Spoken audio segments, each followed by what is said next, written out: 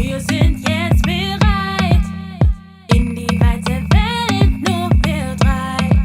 Oh Baby, jetzt ist unsere Zeit. Die Welt ist unser Reich. Oh yeah, oh, ai, ai, ai, ai, ai.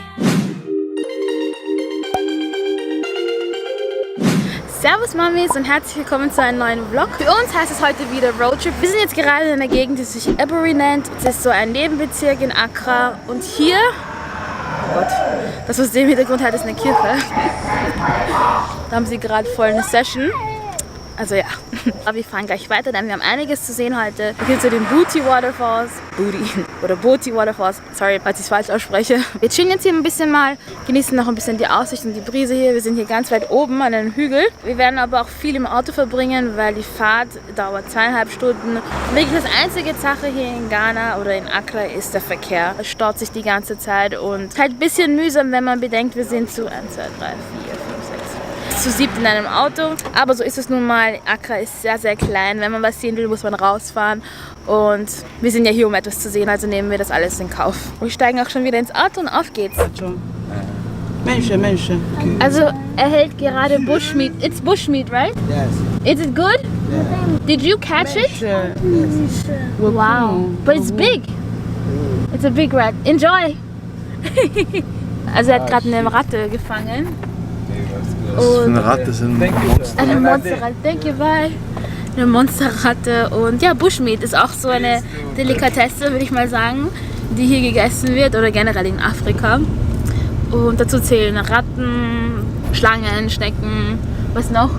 Eigentlich alles, was aus dem Busch kommt. Ja, Da wird alles Bushmeat bezeichnet, was nicht gang und gäbe ist. Ja. Wäre das was für dich ohne Food Experience? Bushmeat? Nein. Nein? Nein. Wie sagst du so schnell Kein nein? Bushmeat. So, wir sind schon seit 9:30 Uhr unterwegs, es ist jetzt 12:30 Uhr, also 3 Stunden sind vergangen und wir sollten bald da sein, aber die Fahrt hier ist einfach echt sehr abenteuerlich, würde ich mal sagen. Es sind einfach unendlich viele Schlaglöcher. Das macht das Ganze, wie gesagt, abenteuerlich und wäre es nicht für diese Schlaglöcher, wären wir schon längst da. Aber wir bleiben positiv, uns geht's gut. Das erste, was wir sehen werden, sind die Boti Falls. Wieso lachst du? Deine Brille, gell? Brille? Ja. Oh mein Gott. Das ist unser neuester Begleiter, diese Brille. Magst du erzählen, wie du sie gekauft hast? So eine Errungenschaft. Die hat mich 1,50 € gekostet. Ich habe sie runtergehandelt von 7 €. Deswegen wird sie jetzt 24 Stunden sogar bei Nacht getragen. Kennt ihr diese Typen, die in den Clubs mit den Brillen herumgehen? So einer ist Oma. Ab jetzt bin ich einer von denen.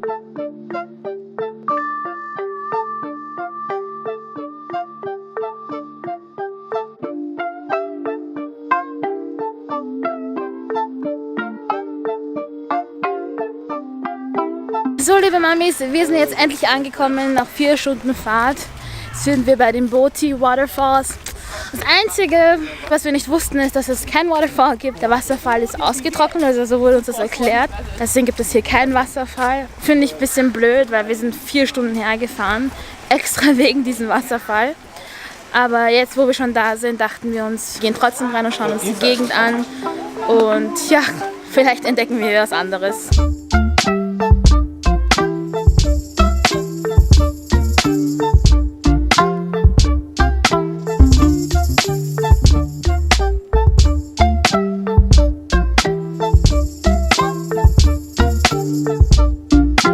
Uns hat unser Reiseführer gerade eben erzählt, dass die Vorfahren hier Riesen waren und zur Kriegszeit ihren Fußabdruck hinterlassen haben. Und zwar genau in diesem Stein. Wenn man so hinguckt, das schaut wirklich aus wie ein Fußabdruck mit 4 Zehen. Ja, das wollte ich euch sagen.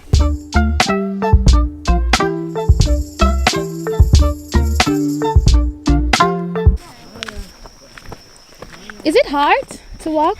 Yeah, Or is it fun? Should we go back? it's also fun. Yeah, Look- some parts are very difficult for you to go. You look exhausted. But you're still smiling. Yes. So we should continue. Yeah. Okay. Hi. Difficult? Yes. Okay. Oh, it's very interesting. So you can go and see. Good answer. What is there? You see the umbrella rock and you see the three-headed palm tree. Did you sit there? Yes, I sat on it, and they believe that if you sit on there's a rock there. If you sit on it, you give birth to twins. You will not sit there. Yeah, I know we're not supposed to sit. You don't want to give birth to Don't you see this baby? I have to carry the 3 then. Yeah. Why do you give birth to twins? It would be nice. You think you're young. Have one child. We have 2 children at once. Ja, was ist? Also die Mädels haben gerade gesagt, es gibt hier eine Palme, die 3 Köpfe hat. Und man sagt, wenn man sich darunter setzt, bekommt man Zwillinge. Und ich habe ihr gesagt, ich weiß jetzt ganz genau, wo ich mich nicht hinsetze. Zwillinge. Ich habe eine Freundin, die hat Zwillinge und sie hat all meinen Respekt. Es ist wirklich nicht einfach, nämlich. So what is this? Small cocoa. Small cocoa. Small cocoa. Okay, das ist Small Cocoa. Keine Ahnung, was es ist auf Deutsch. Aber auf jeden Fall eine Frucht. Und die lutscht man einfach. This place is awesome? Yes, awesome. But you look tired. Yes, auntie, you'll be tired though. I will be tired though. Yes. Is it nice? Yeah. Yes, but tiring. Tiring. Okay. I want to say. Okay, jetzt nicht mehr weiter. Die warnen uns alle irgendwie, dass das anstrengend ist, dass wir müde sein werden. Zum Glück gibt es am Weg Stärkung. Diese Small Cocos. Leute, ich glaube, ich muss zurück. Das ist zu gefährlich. Ihr könnt gehen. Ja, und so eine Person bekommen. No, it's too dangerous. For him and the kids, man. Wir müssen die Reise leider abbrechen hier, weil es viel zu gefährlich mit Isaiah am Rücken. Ich will das nicht riskieren. Ja. Was werdet ihr alles sehen, was wir nicht sehen werden? Nur den Rock. 3-köpfige Palme Ja, und dann ein Wasserfall ohne Wasser. Ja, ein Wasserfall ohne Wasser. Ein Wasserfall unter Wasser. Einen Fall. Genau, einen Fall. Okay, dann viel Spaß euch, gell? Die 2 ziehen jetzt weiter und sehen sich den Wasserfall an. Unter Wasser, die 3-köpfige Palme und noch einen Stein, oder? Ja. Ja. Wir können leider nicht mit. Ist aber auch viel zu gefährlich und wir gehen jetzt zurück mit den Kids und warten, bis sie zurückkommen. Umbrella Leider. Rock heißt er. Umbrella Rock, okay. Okay, Macht auf Leute. jeden Fall Fotos für uns. Ja. Bye, bye. Viel Spaß. Viel Spaß. Also wie ihr sehen könnt, hier sind überall fette Steine und das ist einfach viel zu rutschig. Man kann sich auch nirgends so wirklich anhalten. Und wir gehen jetzt zurück. Okay, gut. Also Steven und Esther sind jetzt zurück und haben uns gerade die Videos gezeigt. Echt cool, wie das dort oben ausschaut. Da ist zum Beispiel ein Video. Aber das werde ich euch jetzt einblenden. Der Weg ist echt nicht zumutbar, ganz ehrlich. Ja, das stimmt. Mit einem Kind am Rücken wäre das gar nicht möglich gewesen. Gott sei Dank haben wir Omari auch. Also Omari hätte er bestimmt auch nicht geschafft, deswegen. Also wirklich nicht zumutbar. Wir erreichen unsere erste Station. Umbrella Rock. Ich bin erledigt. Umbrella Rock endlich erreicht. Aber es hat sich gelohnt, hier zu kommen, Leute. Es ist unglaublich schön. Ich versuche ein bisschen näher zu gehen. Schauen, was für eine View wir da von oben haben. Also für diese Aussicht hat sich auf jeden Fall ausgezahlt, hier hinzukommen. So in the olden days, our forefathers, this is where they rest. It's like this is their shade. This is where they do everything, they cook and do everything over here. Jetzt am Weg zum Three-Headed Palm Tree. Vom Umbrella Rock sind ungefähr 5 Gehminuten. Das ist ein wesentlich ruhiger Weg. Da muss man keine Berge hochsteigen, sondern ganz normal auf einen ganz normalen Weg gehen. Bin gespannt auf die 3 Köpfe. So, endlich haben wir den Three-Headed Palm Baum erreicht. This palm tree is 80 years now. Okay. 80 years, 80. And this palm tree doesn't bear fruits all together. It bears the fruits once in a year. That's how it bears the fruits. And in front of the palm tree, you have a stone. That's the fertility stone. The fertility stone, if you want to give birth to twins or triplets, you sit on the stone and pray. It's a belief, and you have to have a belief in yourself. Also ich würde sagen, wir stoßen an auf Eltern, also ja, gesunde Eltern, auch dass Eltern sich mal gönnen können. Cheers! Cheers! Es ist immer schön, wenn man in guter Gesellschaft ist. Es ist mittlerweile ein neuer Tag und ihr könnt auch sehen, wir sind in einer anderen Umgebung. Wir sind hier am Bojo Beach und zwar werden wir unseren Tag hier ganz chillig weiterführen. Gestern mussten wir leider abbrechen, weil die Fahrt war einfach viel zu lang und es ging sich gar nichts mehr aus. Deswegen dachten wir uns, heute gönnen wir uns einfach, gehen zum Strand einmal, trinken ein bisschen. Nicht zu viel, keine Sorge. Die Strände nämlich hier in Accra sind auch wunderschön und bis jetzt waren wir ja nur einmal auf dem Strand und das habt ihr ja auch in meinem ersten Vlog gesehen. Der Strand war sehr cool, aber mir persönlich war das einfach zu viel Action. Halt mit Kind und so ist das vielleicht nicht so praktisch. Deswegen sind wir heute hergekommen. Es ist total ruhig hier, also ich habe das Gefühl, dass keiner da ist. Aber das ist richtig angenehm und super mit Kids, denke ich, wenn man so ein bisschen seine Ruhe hat und zum Entspannen. Muss ja auch mal sein. Und hat früher eine sehr lustige Banane gekauft. Also er hat es nicht gewusst. Aber habt ihr jemals schon so eine Banane gesehen? So sieht sie total normal aus. Aber wenn man sie umdreht, sieht man, dass sie ein Zwilling ist eigentlich. Und Steven hat mir gerade erzählt, dass man in Kamerun sagt, wenn man eine Zwillingsbanane isst, bekommt man Zwillinge. Das ist irgendwie ein lustiger Zufall, weil gestern waren wir ja in Boti Falls und dort gab es ja diese dreiköpfige Palme und da sagt man auch, wenn man sich unter die Palme sieht, bekommt man Zwillinge. Ich weiß nicht, ob es jetzt ein Zeichen ist, ob ich die jetzt essen soll oder nicht oder ob ich sie einfach weitergeben soll. Wer will diese Banane essen? Lass mich sie essen, ist safe. Ja, also wenn du sie isst, dann haben wir dasselbe Schicksal. Dasselbe Glück, meine ich.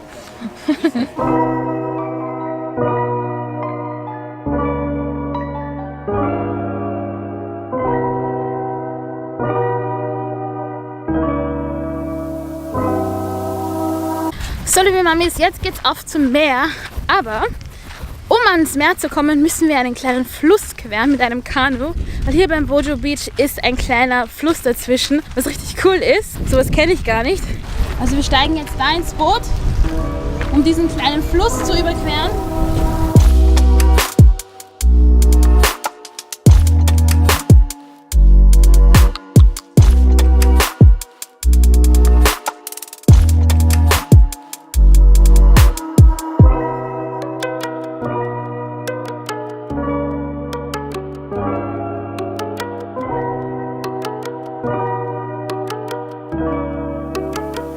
Am Strand und es ist so unglaublich schön hier.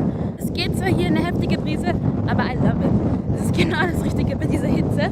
Ich hoffe, ihr könnt mich trotzdem gut hören. Die Crew ist schon im Wasser. Ich gehe jetzt mal zu denen. Oh, da kommt so eine Welle. Oh, wie erfrischend das ist. Wow. Und auch wie klar das Wasser ist. Der Strand hier ist auch total leer. Wir sind vielleicht 15 Leute hier auf diesem riesigen Strand. Also wir haben fast das ganze für uns.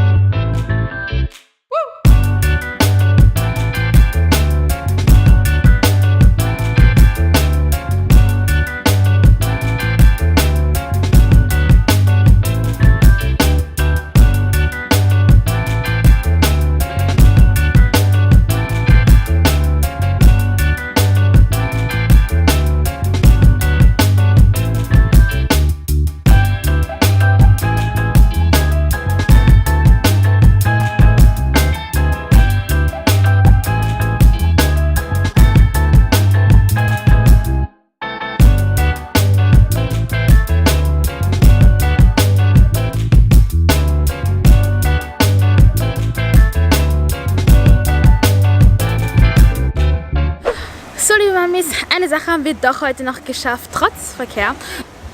Kennt ihr das? Vielleicht kennen das einige, und zwar ist es ein ziemlich bekannter Shea Butter Laden hier in Ghana. Es hat eine Ghanesin hier eröffnet und hier bekommt man angeblich die beste Shea Butter.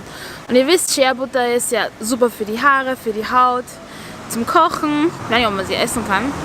Habe ich noch nie probiert. Aber man kann Shea Butter für verschiedene Sachen verwenden. Ich verwende sie zum Beispiel für meine und Isaias Haare und auch zum Einschmieren in der Schwangerschaft habe ich viel Shea Butter verwendet, wegen diesen nervigen Stretch Marks.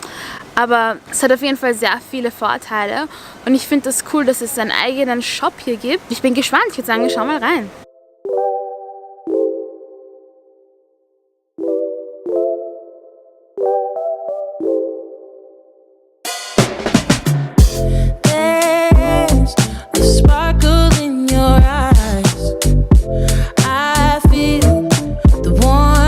Your skin, just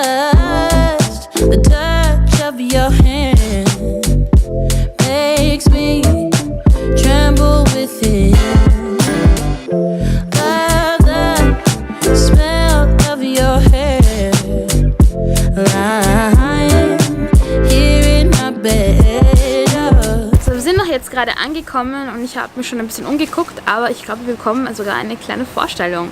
Bin schon gespannt. So we made it all the way from Austria here to this shop. What is Shea Butter all about? Shea Butter is all about making sure your skin is healthy as much as possible. You know, Shea Butter, the way we make it is to make sure that your skin receives all the nutrients that you know, nature is intended for your skin. It's all handmade in the village. Basically, the shea nuts, which are here, these shea nuts, they are hand selected. We make sure of that. They are washed and then they are crushed. So these are crushed shea nuts. Yes, these are crushed shea nuts. As I am doing this, it's becoming buttery. Once they are crushed, they are kneaded. You know, they are put in a pan and then women go to work. They knead it for hours. They have to really knead it into a really smooth paste. And then once a certain finesse is attained, it's now put to heat. They boil it. The oil comes on top. The oil comes at the surface. So once the oil is at the surface, it's a sign of it's being ready. So it's taken off heat and settled. Then the oily part is kind of fetched off the top. And when it's hardened, when it becomes hard, we have shea butter. And also, like, I used the natural shea butter during my pregnancy because of stretch marks. Yes. It's one of the benefits, right? Yes, one of the benefits. Those who start using it at a really early age and keeps it on, it prevents stretch marks, you know, and pimples and all the skin irritations. Because once this is introduced to the skin at a tender age, it saves you the trouble of, you know, the growing problems. This one here, we call it the golden shea butter. This is the purest form of shea butter. It's raw, there's nothing mixed with it. You can use the pure form of shea butter. It reverses stretch marks or it prevents it if you don't have it yet. And then we have this as well. Yeah, this one, we call it safari shea butter. Yes, so it's basically that one mixed with indigenous African herbs. Okay. So there's no coloring. I know it looks yellow, but this is not colored. Looks like curry. No, there's no curry in there. They are all herbs. They are indigenous African herbs. Also sehr interessant und es ist auch gut zu hören, dass ich in der Schwangerschaft das Richtige getan habe und mich ordentlich mit Shea Butter eingeschmiert hat, weil es eben die Dehnungsstreife vorbeugt. Und normalerweise, wenn ich Shea Butter kaufe, dann kaufe ich gleich einen großen Tegel. Aber was ich nicht wusste, ist, dass es nur ein Leben von 18 Monaten hat. Also wenn man die ganzen Vitamine und die Nährstoffe der Shea Butter erhalten möchte, dann sollte man es innerhalb von 18 Monaten aufgebraucht haben. Gonna be alone, 'cause with you I'm finally coming home. I wanna be with you always. Oh, this is echt cool. I love the bag, especially for me. Thank you. Thank you. I wanna be with you always. Yes, the ultimate African experience. You are my world in every place. Und für uns geht es auch jetzt schon nach Hause. Es war ein langer Tag oder lange 2 Tage. Wir steigen jetzt wieder ins Auto. Yay, Roadtrip. Es scheint sehr ruhig hier auf den Straßen zu sein, also ich hoffe, wir sind schnell zu Hause. Ich hoffe, euch hat das Video gefallen. Wenn dem so ist, gebt mir einen Daumen hoch. Ich würde mich sehr darüber freuen. Ihr könnt mir auch gerne ein Abo dalassen. Es kommen nämlich noch mehr Videos aus Ghana und Südafrika, weil die Südafrika-Vlogs lade ich nach den Ghana-Vlogs hoch. Na dann, wir sehen uns bis zum nächsten Mal und tschüss!